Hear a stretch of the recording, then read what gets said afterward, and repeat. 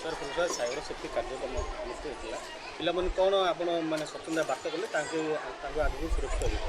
देखो आमर ओडार माननीय मुख्यमंत्री श्रीजुत मोहन चरण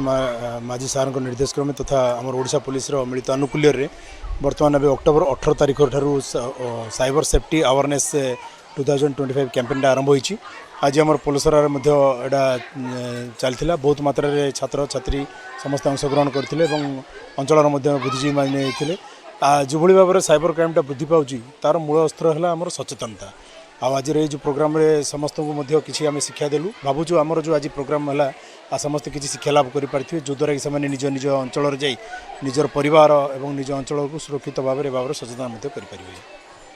देखो प्रत्येक जेको जिनसर जहाँ जो अपराध होती आम ता बाबद सचेतनता सचेतनता हेले आम आगू कौन हो पार प्रतीत हो पार से सचेतन ही मूल मंत्र निजे जदि सचेतन रहिले आगू कौन अपराधर शिकार होगा कि कौन ठकामीर शिकार होगा ताको आम निश्चित भाव प्रतिहित करें। आईटा है छात्र छात्री मैंने एजुकेशन हब टाक आम मुख्य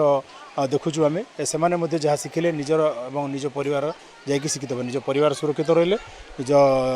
गाँव सुरक्षित जिला सुरक्षित हो राज्य सुरक्षित देश सुरक्षित हो। बर्तमान यहाँ आमर नवेम्बर 17 पर्यंत अच्छी आज आम sub division Purushottampur sub division SP सार निर्देश क्रम यहाँ चली रथ साइबर रथ आसी आज पुलसरा थाना सरला